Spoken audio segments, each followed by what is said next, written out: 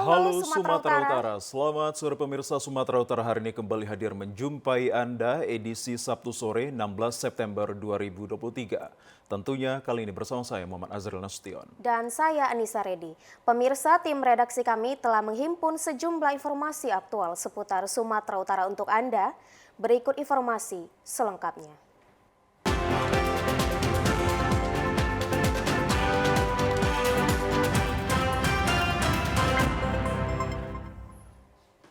Pemirsa, di informasi yang pertama, hujan deras yang mengguyur kota Sibolga Jumat malam menyebabkan 2 unit rumah warga di kelurahan di kota Sibolga mengalami kerusakan akibat terkena hantaman material tanah longsor perbukitan. 2 rumah warga yang terkena longsor tersebut masing-masing berada di Kelurahan Huta Tonga dan Kelurahan Pancuran Gerobak. Salah seorang pemilik rumah yang terkena longsor mengatakan longsor terjadi secara tiba-tiba di saat hujan deras tengah mengguyur daerah tersebut. Material longsor langsung menghantam bagian belakang dinding samping rumah dan dapur. Seluruh peralatan dapur hancur berantakan dan tertimbun tanah atas peristiwa tersebut. Kejadian tersebut tidak menimbulkan korban jiwa lantaran pemilik rumah langsung keluar menyelamatkan diri. Pemilik rumah dibantu petugas Badan Penanggulangan Bencana Daerah Kota Sibolga langsung mengevakuasi material longsor yang masih menimbun bagian samping dan belakang rumah. Jam 9.30. Waktu hujan deras itu? Iya. Isinya kami waktu malam itu semalam waktu siap makan. Nah, mau ke kamar mandi aku, tiba-tiba aku tengok ke belakang udah batu udah menendang. Bilang sama orang rumah pasti duduk di tempat tidur. Ayo lari kenapa? Katanya sama aku kenapa? Udah longsor dari atas. Bilang. Bagian dapur kamar mandi, peralatan di dapur semua udah habis. Sementara itu pemirsa, ramai di media sosial, ratusan warga 3 desa di Kecamatan Tanah Pinang, Kabupaten Dairi melakukan aksi konvoi kendaraan bermotor di jalan yang rusak. Masyarakat yang mayoritas petani warga 3 desa yakni Desa Kempawa, Kuta Gambir, dan Lau Primbon Kecamatan Tanah Pinang Kabupaten Dairi menyampaikan aspirasi atas kerusakan akses jalan di desa mereka dan mengunggah sejumlah video kondisi jalan yang rusak cukup parah ke berbagai media sosial. Dengan kendaraan bermotor, bak terbuka, dan sepeda motor, ratusan warga yang diikuti ibu-ibu ini melakukan konvoi di jalan rusak kurang lebih 20 km. Dengan aksi ini diharapkan pemerintah daerah dan pemerintah pusat memperhatikan nasib warga. Rusaknya badan jalan ini telah berlangsung cukup lama. Saat musim penghujan, akses sulit dilalui karena jalan-jalan tersebut berlubang yang berair dan juga berlumpur. Hal ini sangat mengganggu aktivitas warga, baik akses transformasi maupun distribusi hasil pertanian. Akibatnya menghambat pertumbuhan perekonomian masyarakat desa. Kerusakan parah jalan menuju 3 desa ini telah berulang kali diunggah video dari berbagai media sosial dan juga dimuat di grup media sosial lokal Dairi Kekelengan. Melalui sejumlah medsos diharapkan jadi perhatian pemerintah pusat sehingga jalan atau infrastruktur di desa mereka dapat segera diperbaiki. Pemirsa, kami ajak Anda ke informasi lainnya. Seorang ibu rumah tangga histeris dan berpura-pura tidak sadarkan diri untuk menghindari sanksi dari petugas Satlantas. Dalam rekaman video amatir, seorang ibu rumah tangga mengenakan baju oranye dan celana coklat tampak histeris dan berpura-pura pingsan saat terjaring operasi Zebra di Jalan Jenderal Sudirman, Kota Pinang, Kabupaten Labusel. Aksinya menjadi perhatian warga yang melintas, bahkan viral di media sosial. Ia mengendarai sepeda motor tanpa menggunakan helm dan tanpa plat nomor kendaraan, dan selain menggelar operasi Zebra, Satlantas Polres Labusel bersama UPT Samsat juga membagikan brosur terkait pembayaran pajak kendaraan. Kanit Lantas Kota Pinang, AKP Tarzuki menyampaikan bahwa di hari ke-12 operasi Zebra Toba telah melakukan penindakan sebanyak 200 lebih tilang manual. Pelanggaran umumnya terkait penggunaan knalpot blong, tidak menggunakan helm, serta pengendara berbonceng 3, kemudian pengendara mobil yang menggunakan ponsel saat berkendara yang berisiko terjadinya kecelakaan. Terima kasih. Jadi untuk operasi Zebra Toba 2023 untuk hari yang ke-12 ini sudah mencapai 200 lebih, namun belum terperinci berapa jumlah 200-nya, yang jelas sudah 200 lebih. Kebanyakan pelanggar menggunakan knalpot blong, ya tidak standar. Yang pertama ya. Kemudian yang kedua tidak memakai helm. Yang ketiga bonceng tiga ya, bonceng tiga yang lebih dari dua, karena itu sangat berpotensi sekali terjadinya kecelakaan. Bagi pengendara yang terjaring operasi Zebra dan telah membayar denda langsung mendatangi kantor lantas guna mengambil sepeda motor mereka serta menunjukkan kelengkapan surat kendaraan. Pemirsa, Kodam 1 Bukit Barisan berangkatkan 350 prajurit Batalion Kavaleri 6 Naga Karimata untuk pengamanan perbatasan Republik Indonesia dengan Republik Demokratik Timor Leste.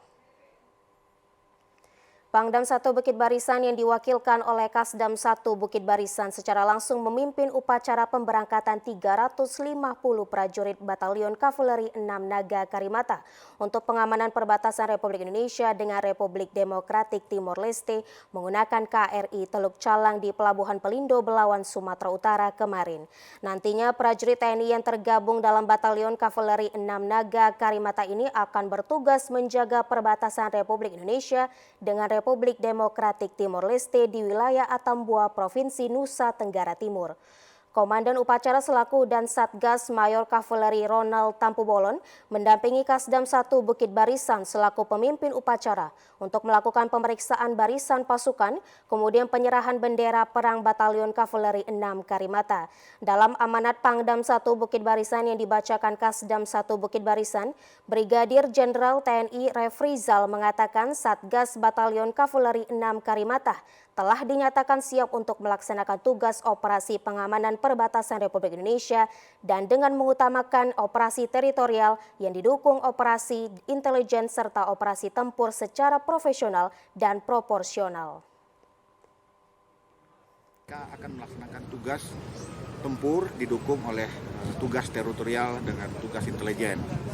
Mereka jumlah keseluruhan 350 orang yang terdiri dari Kosatgas, kemudian ada Kompi Markas, kemudian ada 3 kompi berikut mengendalikan anggota-anggota yang sudah dalam organisasi tugasnya.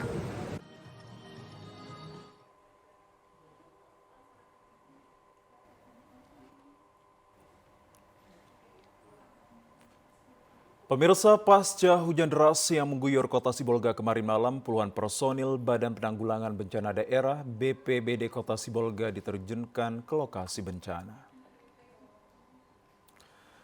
2 tim Badan Penanggulangan Bencana Daerah Kota Sibolga diturunkan membantu warga yang terdampak bencana banjir dan longsor akibat hujan deras yang mengguyur kota Sibolga pada Jumat malam. 2 lokasi terjadinya bencana yang merusak 2 rumah warga masing-masing di Kelurahan Huta Tonga-Tonga dan Kelurahan Pasar Baru. Petugas BPBD Kota Sibolga telah diturunkan untuk evakuasi material longsor tanah perbukitan yang menimbun rumah warga. Petugas Badan Penanggulangan Bencana Daerah Kota Sibolga menyebutkan bahwa hujan deras yang mengguyur Kota Sibolga kemarin malam juga menyebabkan banjir setinggi pinggang orang dewasa di beberapa kawasan pemukiman di Kota Sibolga seperti di kawasan pemukiman di Kelurahan Aik Muara Pinang dan Aik Habil. Tidak ada korban jiwa akibat bencana tersebut, namun BPBD Kota Sibolga terus mengingatkan para warga khususnya yang bermukim di atas laut dan perbukitan agar tetap waspada dan terus memantau terhadap kondisi cuaca. Pagi ini yang semalam kita cek ke lapangan semalam, kita ada 2 titik. Yang satu di sini di Jalan Sibol Buali, Gang Nikel ya, Gang Nikel ya. Yang satu lagi di Santeong. Personil 2 tim udah kita turunkan, yang satu di sini dan di sana. Kalau himbauan selalu karena surat kita BPBD sudah kita sampaikan kepada lurah, camat agar masing-masing lurah melalui kepala lingkungan untuk memantau setiap kejadian ketika ada hujan dengan intensitas tinggi. Wali Kota Medan Bobi Afif Nasution meninjau pelebaran sungai di kawasan Jalan Sampali, Kecamatan Medan Area. Pelebaran sungai ini bertujuan untuk pengendalian air ketika hujan deras yang dapat mengakibatkan banjir. Peninjauan pelebaran sungai di Jalan Sampali, Kecamatan Medan Area pada Selasa siang dilakukan oleh Wali Kota Medan bersama Kadis SDA BMBK Topan Ginting. Sungai sepanjang 650 dan lebar 4 meter ini mengaliri 3 kecamatan di Kota Medan, yakni Kecamatan Medan Area, Medan Timur, dan Medan Perjuangan. Kini sungai tersebut akan diperlebar menjadi 7 meter. Pengerjaan proyek pelebaran sungai ini ditandai dengan memasang pancangan tiang pondasi beton di pinggir sungai. Wali Kota Medan Bobi Afif Nasution mengatakan proyek pelebaran sungai bertujuan untuk mengatasi banjir yang terjadi di Kota Medan. Bobi juga menyebutkan dampak akibat banjir yang terjadi bisa mengganggu roda perekonomian di Kota Medan. Pelebaran sungai ini tidak mengganggu tanah masyarakat, melainkan tanah pemerintah Kota Medan.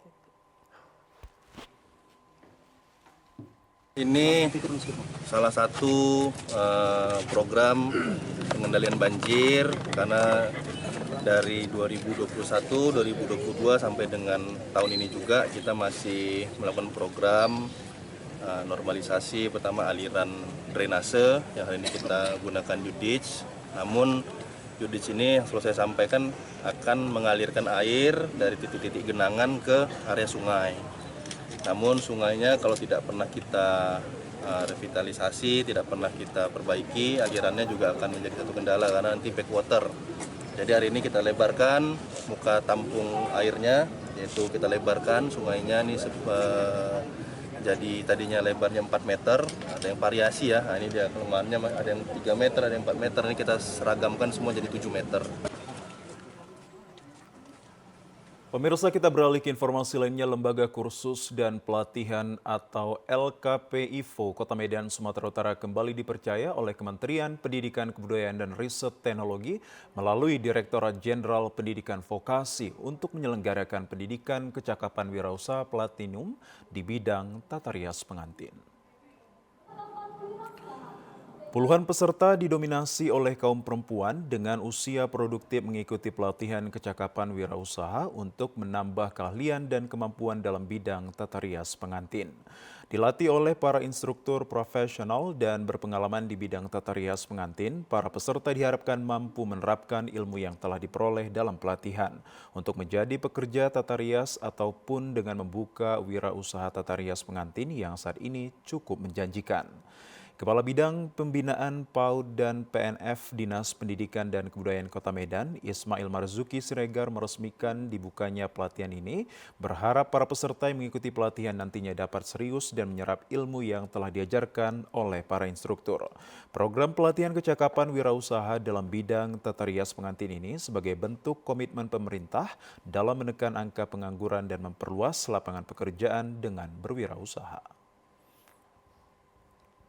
Kementerian Vokasi dalam pelaksanaan PKK, Program Kecakapan Wirausaha PKW, wirausaha yang mungkin ini adalah kedua kalinya yang didapatkan oleh lembaga IPO di tahun ini, di tahun 2023. Nah, harapan dari Dinas Pendidikan agar kiranya amanah yang diberikan oleh Kemendikbudristek Vokasi juga bisa dilaksanakan dengan sebaik-baiknya.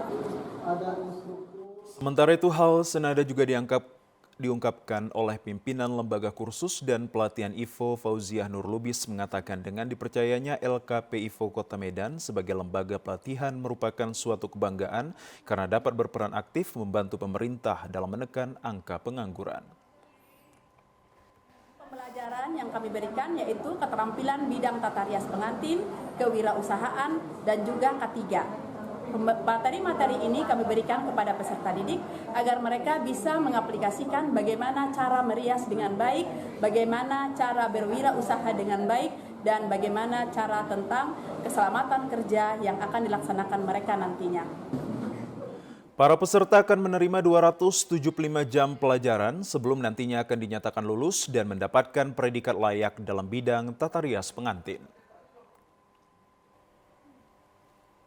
Pemirsa, kami akan segera kembali usai jeda pariwara berikut ini. Tetaplah bersama kami di Sumatera Utara hari ini.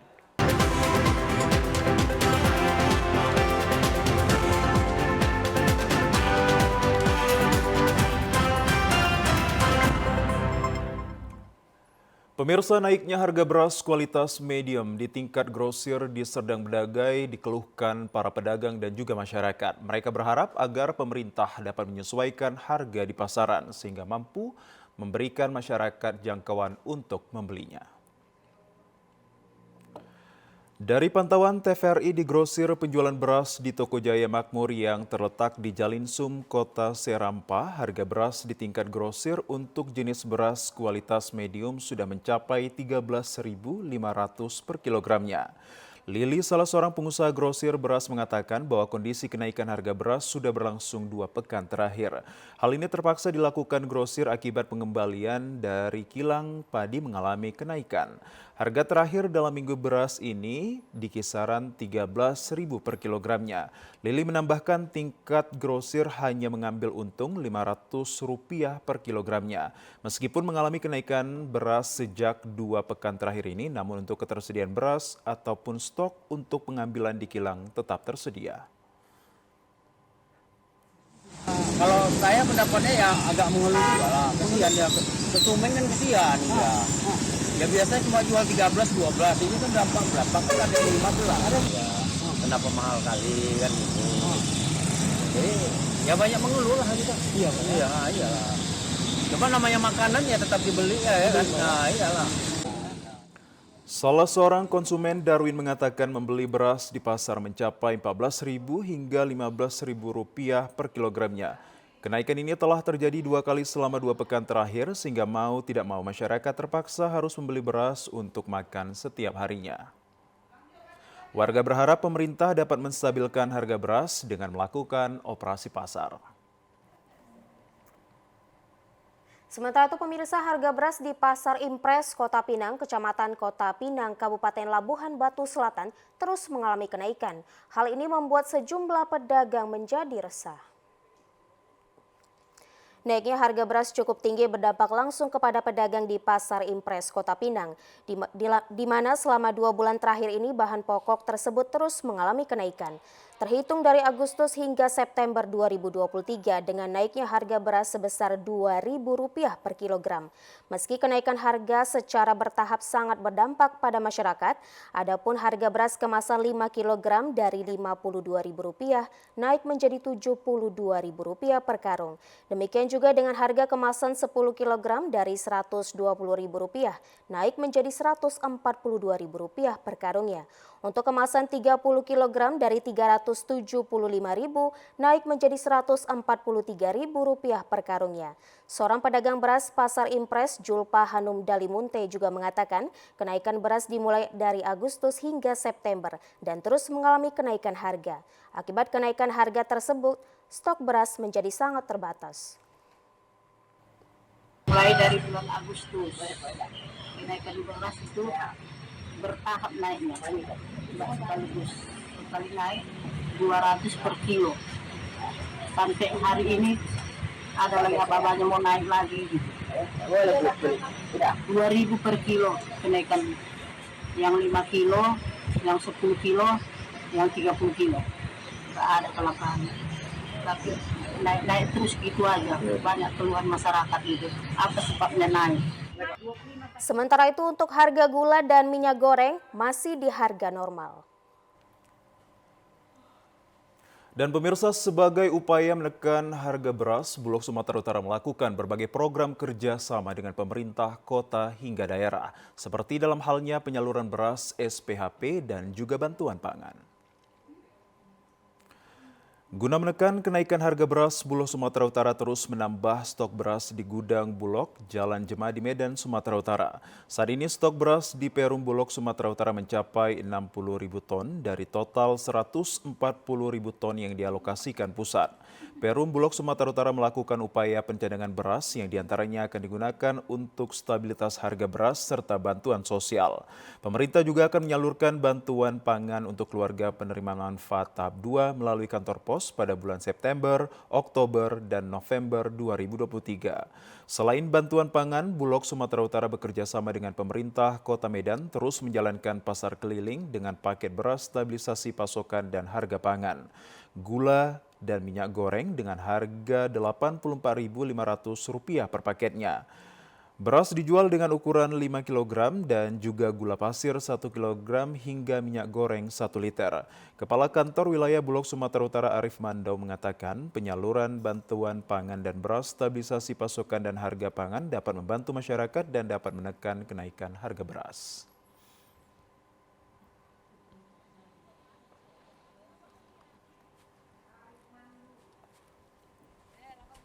Nah, di samping penyaluran SPHP, kemudian pasar keliling dan juga gerakan pangan murah, juga ini mulai dipersiapkan untuk penyaluran bantuan pangan ya, sudah mulai jalan.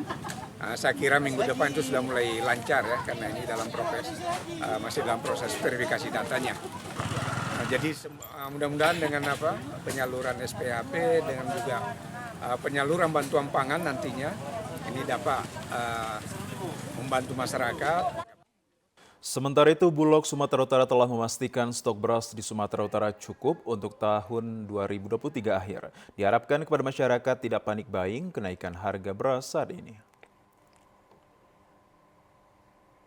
Pemirsa, menanggapi harga beras di Serdang Bedagai yang tembus di kisaran Rp15.000 per kilogramnya, pengusaha kilang padi tidak bisa berbuat banyak, hanya bisa menyampaikan faktor alam dan hama yang mempengaruhi hasil panen petani yang telah menurun. Hal tersebut disampaikan pengusaha kilang padi Rimbun Jaya Aki, di mana pada saat ini harga beras di pasaran sudah mencapai kisaran Rp15.000 per kilogram untuk beras medium. Sebagai pengusaha tidak bisa berbuat banyak karena saat ini di Serdang Bedagai sudah musim panen, namun hasil panen di tingkat petani sangat menurun, sehingga berdampak langsung pada hasil produksi padi di tingkat pengusaha. Mau gulung tikar lah, mau tutup udah semua. Faktornya padi digiling tak ada persen, harga padi mahal. Kalau kondisi nggak laku, walaupun mahal nggak laku, kilo 13.000. Hal yang sama juga disampaikan Asun, pengusaha kilang padi Jempalan Baru. Saat ini kilangnya hanya mampu memproduksi beras sebanyak 70 ton per harinya, di mana sebelumnya kilangnya mampu memproduksi 200 ton per hari. Sulitnya mendapatkan padi di tingkat petani disebabkan oleh alam dan juga hama yang melanda petani, terutama di musim panen ini. Namun untuk harga pengambilan di tingkat petani untuk padi basah di kisaran harga Rp7.000 per kilogramnya dan padi kering Rp8.000 per kilogramnya. Sementara untuk pengambilan beras medium di kilangnya mencapai harga Rp13.000 per kilogramnya. Dengan kata lain, permintaan akan beras sangat tinggi, sementara produksi di padi di tingkat petani sangat menurun, sehingga mempengaruhi harga beras di lapangan. Yang dimakan tikus, ada yang tumbang, jadi ya padi itu bergelombang lah. Jadi mutunya itu tidak standar.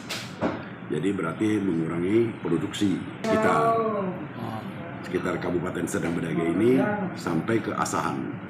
Ya gimana lah sesuai dengan keadaan barang. Kalau barang itu memang tidak ada ya bisa tercapai. Tapi kalau barang itu cukup ya tidak tercapai, kan gitu masalahnya. Pemirsa, Bulog Cabang Rantau Perapat mengundang 3 instansi pemerintah dari 3 kabupaten untuk mengecek kualitas cadangan beras medium pada bantuan pangan.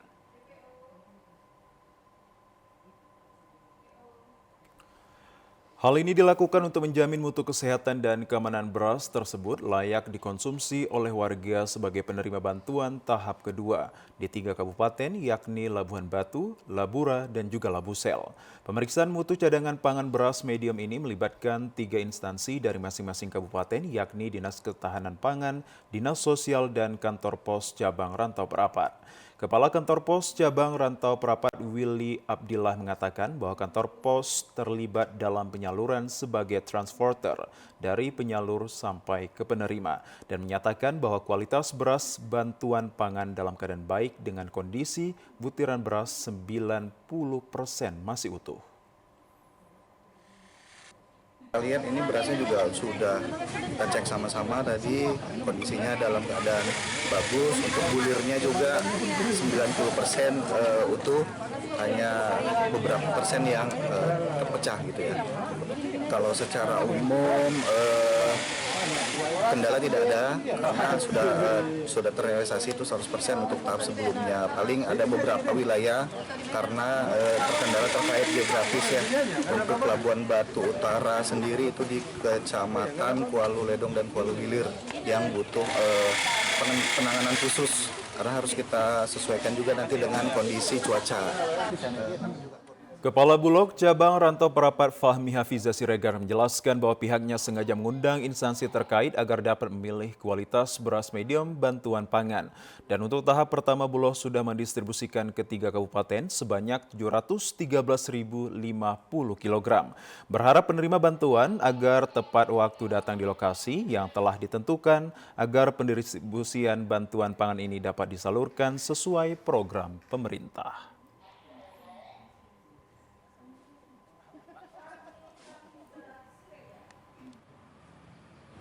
Kami mengharapkan dukungannya dari seluruh pihak agar program ini bisa terlaksana dengan baik, dan kami juga meminta kepada seluruh masyarakat yang menerima bantuan pangan ini untuk bisa segera ketika beras sudah sampai segera diambil. Meskipun pendistribusian secara umum tidak ada hambatan, khusus di kedua kecamatan yakni Kuala Hilir dan Kuala Ledong Labura, pada saat musim hujan sulit dilalui dan saat penyaluran sering mengalami keterlambatan. Pemirsa, Dinas Perindustrian, Perdagangan dan Pasar Kabupaten Serdang Bedagai memastikan ketersediaan beras di Sergai aman. Namun upaya untuk menstabilkan harga di pasar akan melakukan operasi pasar serta menurunkan bantuan sembako beras untuk keluarga penerima manfaat. Hal tersebut disampaikan Kadis Perindaksa Roy Pane kepada awak media di sela kegiatannya memonitoring harga beras di sejumlah wilayah di Serdang Bedagai. Saat ini terjadi kenaikan harga beras di tingkat kilang berkisar Rp13.000 per kilogramnya, sedangkan di pasaran mencapai Rp13.500 hingga Rp15.000 per kilogram untuk beras jenis medium. Hal tersebut secara nasional terjadi kenaikan, ada beberapa faktor yang mempengaruhi naiknya harga beras, yaitu faktor cuaca buruk El Nino sebagian besar di wilayah Indonesia yang terdampak, serta pengimpor beras ke Indonesia, India, dan Thailand menghentikan pengirimannya.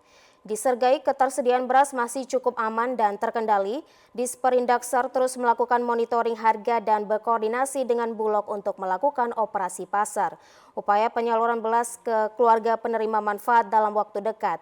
Roy Pane juga menambahkan keengganan warga untuk memakai beras Bulog yang harganya jauh lebih murah, namun tidak mengurangi kualitas beras pada umumnya dan juga mampu mengendalikan permintaan beras yang cukup tinggi untuk masyarakat.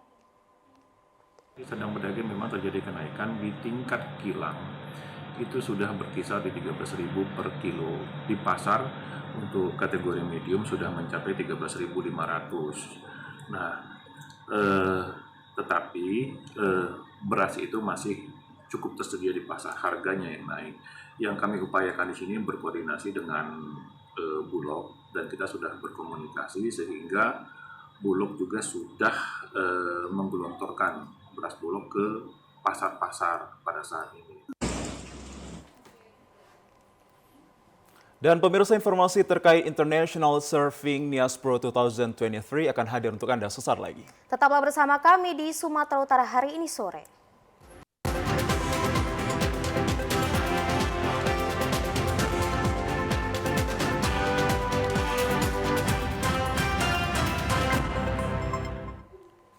Terima kasih Anda masih di Sumatera Utara hari ini. Pemirsa, penyelenggaraan kejuaraan Surfing International Nias Pro 2023 di Pantai Sorake, Nias Selatan memberikan pengaruh positif terhadap tumbuhnya usaha ekonomi masyarakat lokal.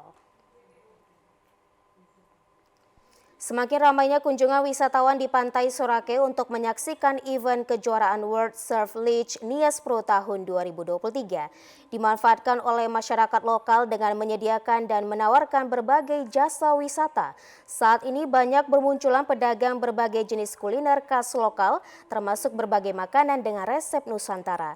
Keseluruhannya itu dalam rangka membantu keperluan para wisatawan termasuk seluruh atlet yang mengikuti kejuaraan Surfing Nias Pro 2023 yang berasal dari 15 negara. Salah seorang warga, Syafrian Nazara, warga setempat yang menjual makanan jenis kuliner seperti sate ayam, ikan dan juga bakso dan berbagai jenis minuman hangat dan juga dingin.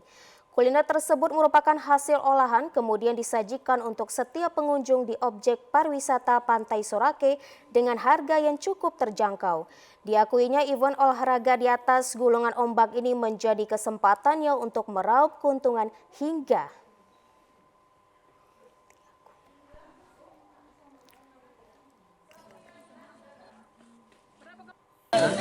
Nugget itu agak laris ya bang?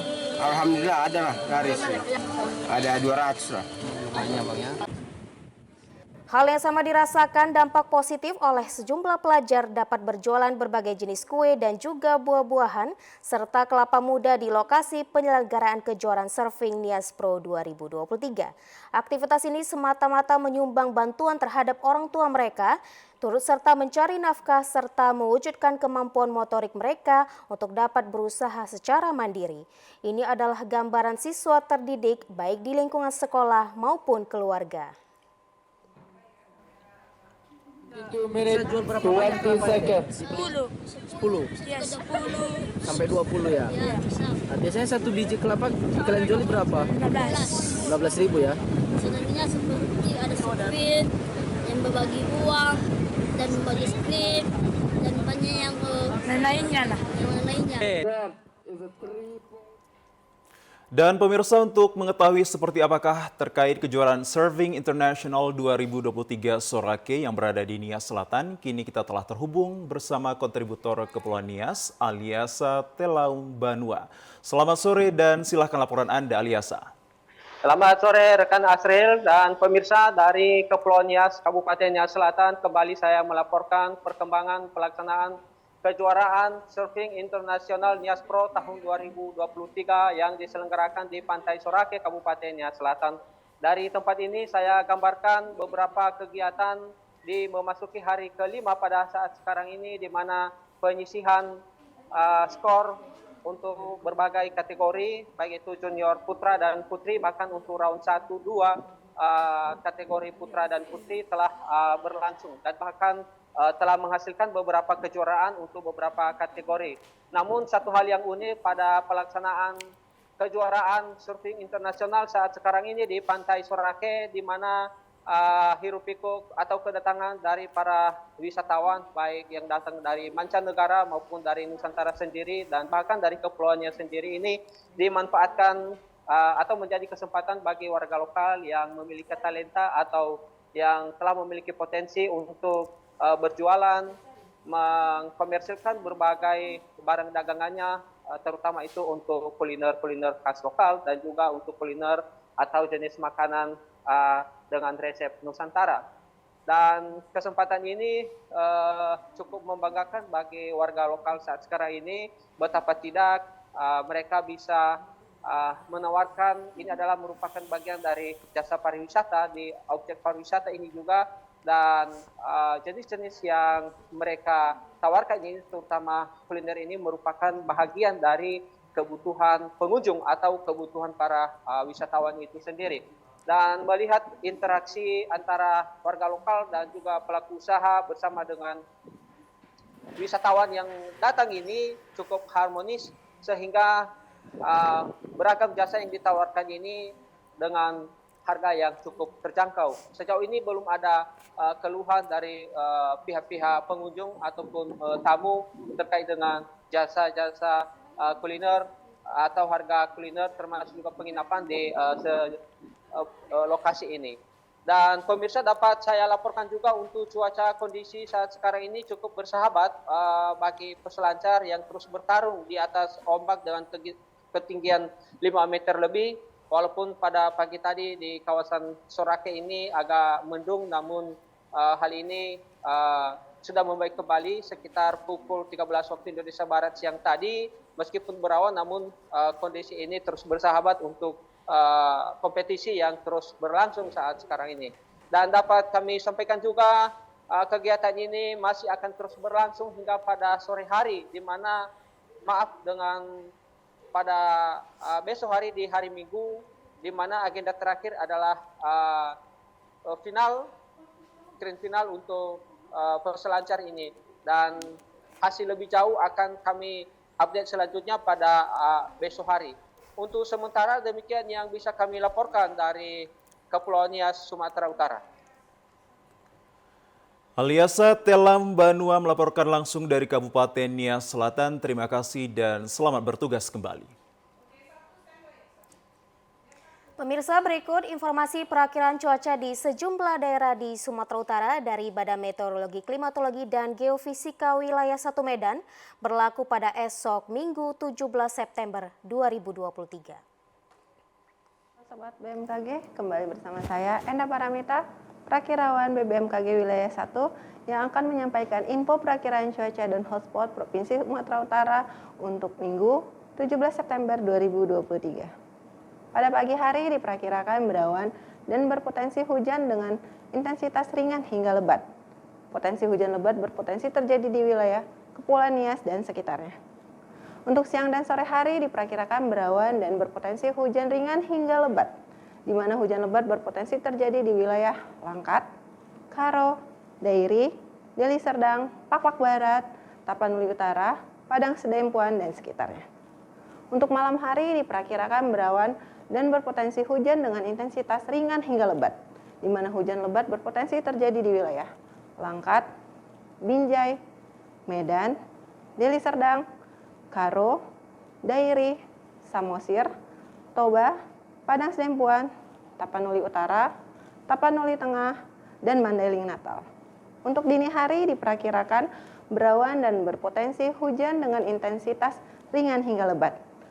Hujan lebat berpotensi terjadi di wilayah Langkat, Binjai, Medan, dan Deli Serdang. Untuk suhu udara diperkirakan 16 hingga 33 derajat Celcius, dengan kelembapan udara 60 hingga 98%. Angin dari arah tenggara hingga barat daya dengan kecepatan 10 hingga 30 km per jam. Tidak terpantau titik panas di wilayah Sumatera Utara pada tanggal 15 September 2023. Untuk masyarakat dihimbau tetap waspada terjadinya potensi hujan sedang hingga lebat yang disertai petir dan angin kencang di wilayah pantai timur, lereng timur, dan pegunungan Sumatera Utara, yang berpotensi terjadinya bencana hidrometeorologis seperti banjir dan longsor. Demikian perakiraan yang dapat saya sampaikan. Semoga bermanfaat dan terima kasih. Ya, pemirsa, bagi Anda yang pecinta perjalanan wisata bahari pasti sudah tidak asing dengan kota Sibolga yang terkenal secara strategis di pinggir laut, membuat namanya dijuluki sebagai kota ikan dan pelabuhan.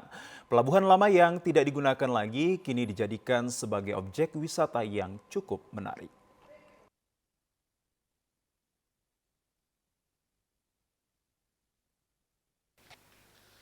Pemerintah Kota Sibolga telah melakukan percepatan pembangunan pariwisata melalui revitalisasi dan penataan pelabuhan lama menjadi destinasi wisata bahari. Pantainya yang indah dan lokasi bermain air laut membuat masyarakat menyukai tempat ini untuk menghabiskan waktu sore hari sambil melihat keindahan laut dan kapal nelayan yang tengah mencari ikan. Di lokasi ini juga terdapat berbagai permainan untuk anak-anak dan tempat duduk yang nyaman bagi setiap pengunjung. Pemerintah juga menyediakan jembatan terapung yang dapat dijadikan lokasi bersuah foto. Pemerintah Kota Sibolga tengah melakukan berbagai pembenahan sarana dan prasarana agar lokasi wisata bahari eks Pelabuhan Lama Kota Sibolga menjadi objek wisata andalan. Kedepannya di objek wisata bahari ini akan dibuat sebuah tempat penjualan ikan bagi para nelayan. Yang sekarang kita lagi gali potensi wisata bahari yang ada di Pelabuhan Lama yang dulu sudah tidak terpakai, terabaikan dan menjadi tempat yang kumuh. Sekarang udah kita bangun menjadi wisata Pelabuhan Lama. Itu udah kita kucurkan dana untuk pembangunannya. Sekarang mau kita tawarkan kepada pihak swasta yang ingin mengelola Pelabuhan Lama itu menjadi wisata yang profesional. Kadis Pariwisata Kota Sibolga Rini Pohan mengaku saat ini Pemkot Sibolga melakukan seleksi pengelolaan pelabuhan Kota Sibolga. Dalam hal ini Pulau Poncan yang dalam tahap perencanaan melalui pembenahan rencana induk pembangunan pariwisata Kota Sibolga yang berkoordinasi dengan Kementerian Investasi, sehingga diharapkan nantinya Pulau Poncan Gadang akan siap secara konseptual untuk mendatangkan investor. Objek wisata Pelabuhan Lama ini kita harapkan akan menjadi ikon Kota Sibolga. Di sini nanti akan disediakan kuliner khusus, kuliner khas Sibolga, souvenir dan oleh-oleh dari Sibolga, serta berbagai panganan khas Kota Sibolga bersama para pelaku ekonomi kreatif dan UMKM Kota Sibolga. Juga setiap malam Minggu dan malam Senin di sini akan diadakan penampilan budaya, sehingga hal ini dapat meningkatkan perekonomian masyarakat Kota Sibolga. Salah seorang warga mengaku objek wisata Pelabuhan Lama Sibolga sudah sangat menarik karena dapat dimanfaatkan warga untuk menghilangkan kepenatan, apalagi lokasinya berada di tengah kota. Cukup mengesankan. Kita juga istilahnya ada tempat wisata yang harus dikunjungi kan, karena di sini kan kurang hiburan ya kalau Kota Sibolga. Jadi pemerintah udah bikin kayak gini tuh udah termasuk bagus lah. Jadi apalagi mau perlu dibenahi? Yang harapannya kita sebagai warga ini sampahnya dikurangi ya kan. Kita pun juga harus, kita sendiri pribadi sih ya, harus istilahnya harus jangan buang sampah sembarangan lah. Nggak mesti harus dikasih tahu lah ya kan. Pengunjung objek wisata eks Pelabuhan Lama Nurlima Marbun mengatakan objek wisata ini sudah sangat representatif karena keberadaannya berada di tengah kota, dan ia berharap agar dapat lebih dibenahi sehingga menjadi objek wisata andalan bagi Kota Sibolga.